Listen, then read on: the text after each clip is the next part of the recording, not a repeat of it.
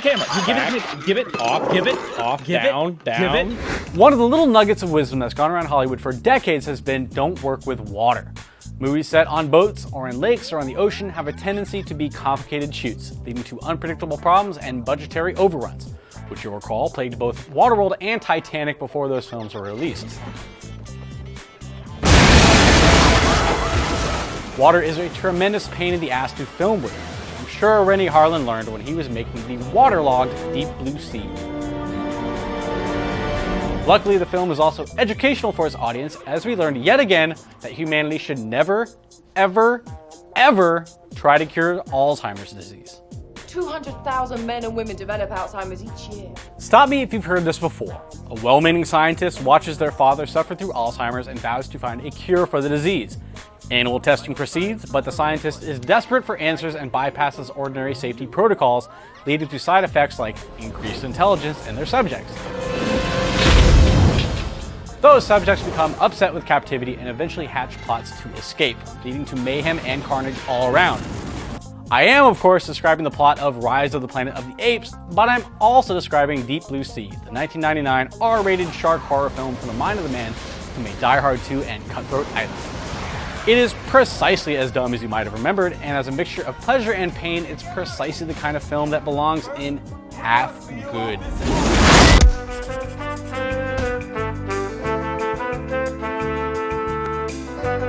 Before we get to the breakdown though, let's give a bit of backstory. You'll recall that Deep Blue Sea tells the story of Dr. Susan McAllister, a mentally challenged scientist who's intentionally making sharks smarter as part of her quest to capture more of their brain juice, which she believes will help her cure neurological diseases. After an accident involving an escaped shark and an unfortunately uneaten number of girls in bikinis, she invites her investor out to her mysterious lair in the middle of the ocean to prove to him that her research is worthwhile. Welcome to my parlor, Mr. Franklin. She's joined by a host of assistants and a suspiciously gruff Thomas Jane, who wrangles the sharks and continuously airs his concerns about their super smartness. You're reading too much into it. After a storm comes along and conveniently cuts the base off from everyone in the outside world, the sharks spring into action and attempt to sink the entire floating island so that they can make their escape. Mayhem, predictably, ensues.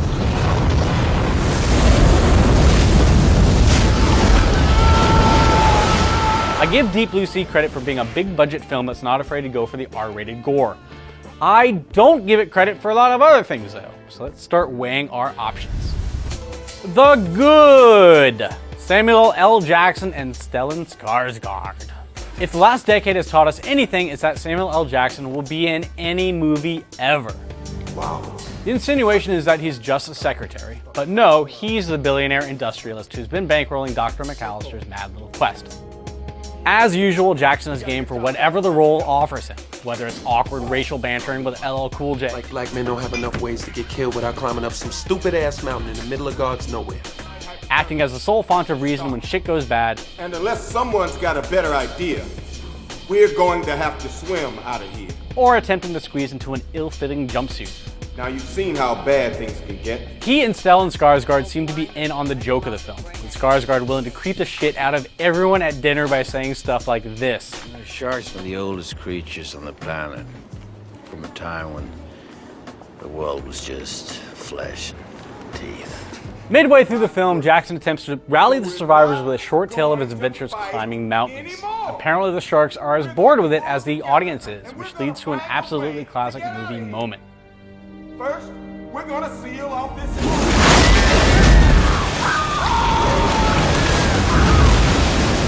I almost literally fell out of my chair laughing when that moment happened. So I give all the credit in the world to the screenwriters for throwing in a moment as unexpected and wonderful as you could possibly want in a movie like this. You just ate him. And I especially love Michael Rappaport for stating the obvious. The Bad, LL Cool J. Any of your nonsense this morning and we're gonna have tiny little drumsticks on the menu tonight.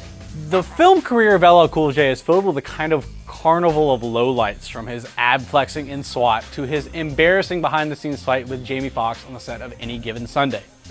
The character of Preacher in Deep Blue Sea might be one of his worst roles though, and that's really saying something. In some cosmic double whammy of stereotyping, Cool J plays the only full-time black guy on the facility, so of course he's the cook. He's also wickedly religious, hence the name, and is given to praying out loud every time the camera's on him. He also has a foul-mouthed bird because that's funny. Right? You got a big fat butt. Preacher is done no favors by the script, which generally has him act as absolutely horrible comic relief, as when he picks up a camera and decides to record his last will and testament. What mark do I have to leave behind? We will begin with the perfect omelet, which is made with 2 eggs, not 3. Interspersed throughout these moments are the occasions when he's supposed to act as a soulful presence in the film, with wise words about how life is short, etc., etc. Luckily, although his bird perishes in a horrible shark-related accident, Preacher is, of course, one of the 2 characters who actually survives the film through the end.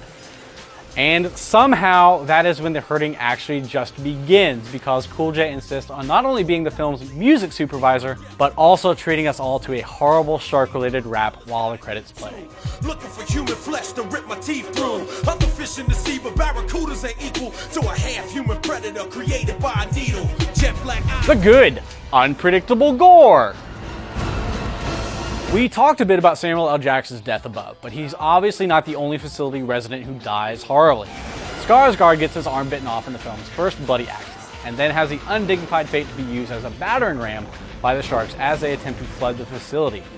At around the same time, the medevac team that's coming to pick up him and his armless body runs into a little trouble of their own. From there, the film ramps up into what must be considered high gear, at least for it. It takes a surprisingly long time for someone else to die, but when they do, the dominoes start to fall in fashionably predictable order.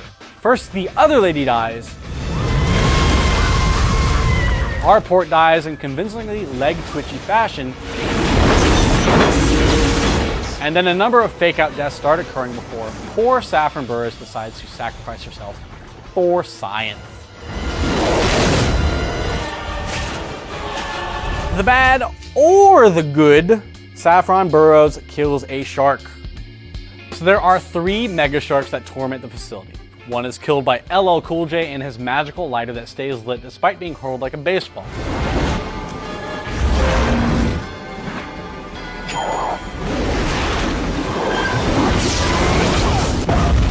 The Biggie is killed by gunpowder charges in a fountain of viscera.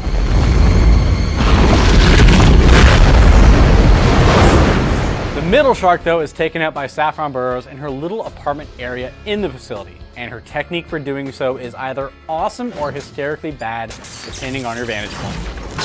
I am so confused by this, because on the one hand, I love sexy ladies with British accents taking their clothes off, but on the other hand, I recognize that this is as pandery a moment of gratuitous disrobing as you're likely to get without any actual nudity. Harlan somehow manages to create a scene that is both schlocky, but not schlocky enough for the movie it's in. So I'm going to succumb to my confusion and call this a push.